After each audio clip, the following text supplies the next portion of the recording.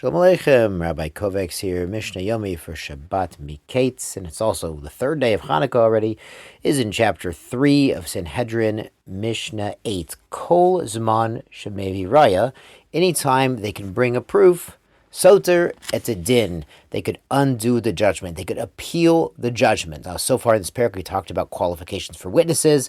In the previous Mishnah, we just talked about voting about the verdict and then not sharing the deliberations. And now we're talking about the appeals process. So anytime the litigant could bring in new information that could reopen the case, he may do so. Amr lo, but if they told him, Kol rayot sheyesh lecha, any sort of proof or new information you have, hevi mikol shloshim yom, you need to bring it between now and 30 days from now. So then matzah b'tuch shloshim yom soter. So then if he brings it within those 30 days, it's an appeal and they're going to look at his case again. But la'achar shloshim yom eino soter. But after 30 days, time's up. So the court could set a limit for appeals.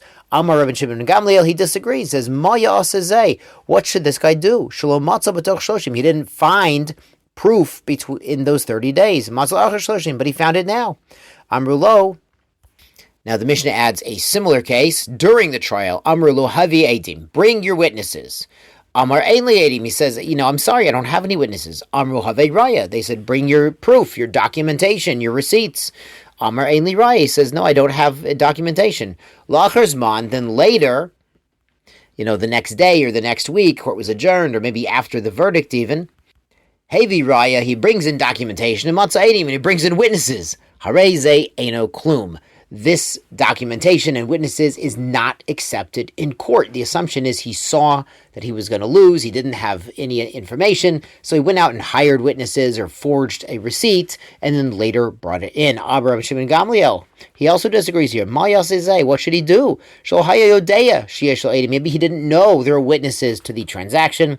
And then later on, he was complaining about his case, and some guy said, oh yeah, we saw that loan.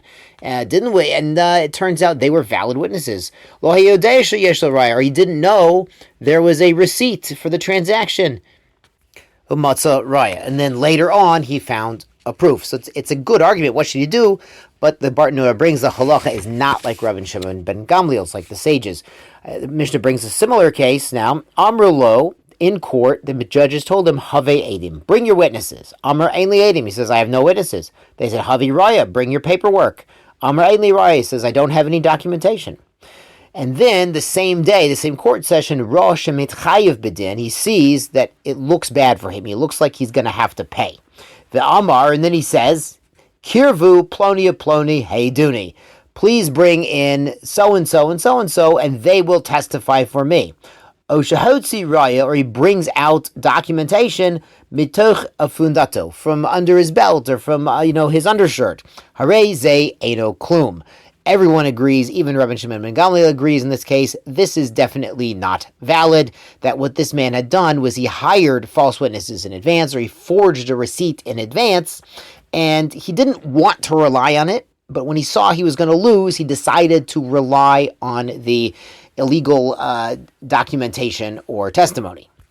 Mazel tov, and we're on to chapter 4. Echad dine mamonot ve'echad dine nefashot. Whether you're dealing with a financial case, mamon, or a case of capital punishment, nefashot, and some include getting malchus in this category as well, bedrisha uvechakira. They require investigation of the witnesses with drisha, like making a drasha, learning into it, investigating it, and chakira. Chakira is like chokir, is like carving in, like going deep with the questioning. Shneamar, as the pasuk says in Vayikra chapter 24, mishpat echad hiye lachem. There will be one legal standard for all of you for both financial and capital cases. The Mishnah will actually describe what's drisha and what's chakira in the next parak. We actually mentioned back in chapter 3 that they would examine the witnesses not just to what happened, but also when and where it happened. And there's another level of questioning where they might even ask, what color suit, what color shoes was the other guy wearing? They might ask very exacting questions. And the Rav Bertner points out here, based on the Gemara, Daf 32, that there is actually a little difference. On a biblical level, you need the Drisha, the Hakira, and the judges could ask whatever questions they want. But on a rabbinic level, the sages saw that if you asked very exacting questions to witnesses in financial cases, then not a lot of people would want to be witnesses in financial cases. So rabbinically, they did lower the bar to cross-examination of testimony just a little bit for financial matters. The Mishnah here goes on, Ma bein dinei mamonot ledinei nefashot. So what is the difference between financial and capital cases? Dinei mamonot b'shlosha. As we mentioned in the first chapter, you need 3 judges for financial matters. Dinei nefashot be'esrim v'shlosha, but 23 for capital cases. Also, dinei mamonot potchin bein b'schut bein lechova. When you're arguing, when the judges are debating a financial case, they can start with the assumption that Reuven has to pay or the assumption that Reuven does not have to pay. Either way is fine. A capital case, you start by advancing arguments that this accused man is innocent. You do not start with a presumption, or you don't kick off the debates with arguments for his guilt. He's innocent until proven guilty. Also, dinei mamonot motin al pi echad. You need a 1-vote majority to decide a case of financial matters, as we discussed in the last chapter. And if they couldn't agree, they had 1 undecided, they would add 2 more judges until you get a majority by 1. Bein l'zchut, bein l'chova, whether you're saying he has to pay or not. Dinei nefashot, but capital cases, motin al pi echad l'zchut, you can have a 1 justice majority to let him off.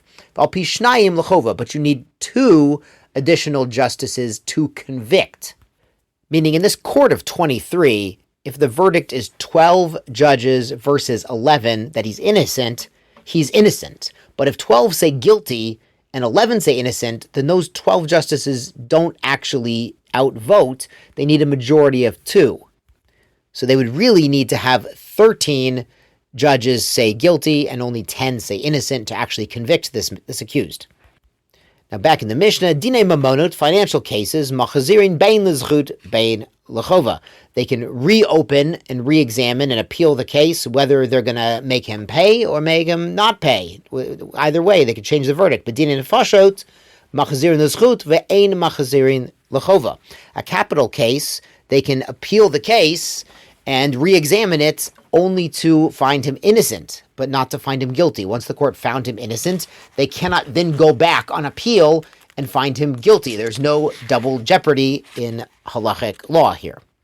The Mishnah adds another difference. Dinei mamonot hakol milamdin zchut v'chova. In a financial case, any judge who's there, now they had not just the 3 judges, but often the talmidim and there were some rabbis and whoever's there, anyone can advance arguments for paying or not paying, but dinei nefashot hakol milamdin zchut ve'ein hakol milamdin chova. By a capital case, only the 23 judges, the first row judges, the first string judges, they can argue that reasons that he might be guilty. But the talmidim, the students, and we'll see later, actually tomorrow, they had 3 rows of students behind the primary judges. They could advance arguments for innocence, but not for guilt.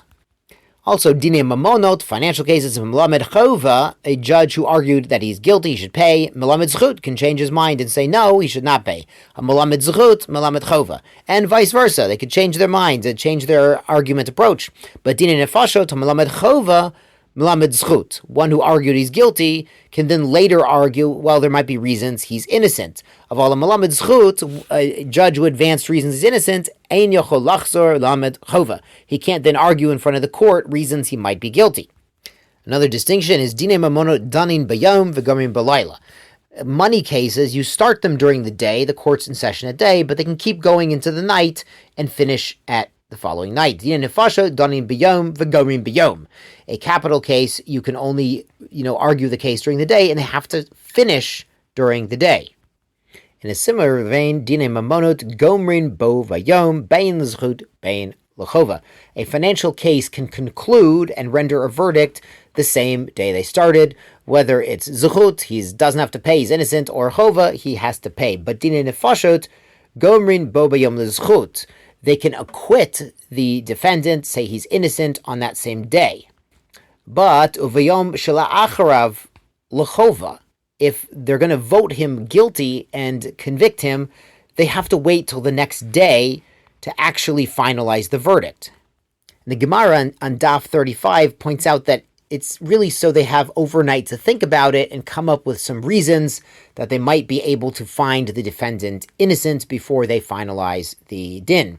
Lefichach, and therefore, since there's this delay for finding guilty in a capital case, ein donin lo be'erev Shabbat v'lo be'erev Yom Tov. They never start a capital case on Erev Shabbos, Erev Yom Tov, because they wouldn't be able to pronounce the sentence until the next day, and if it's execution, they can't execute somebody on Shabbat or Yom Tov. The Gemara explains, if somebody is found guilty, they need to be executed, the court would do that right away. They wouldn't want him to wait, the rest of that Shabbos and then wait till Sunday to get executed. That would be a really horrible Shabbos. It's called Inui Hadin, to not keep people waiting for their correct judgment. Yashar Koach and Chanukah Sameach.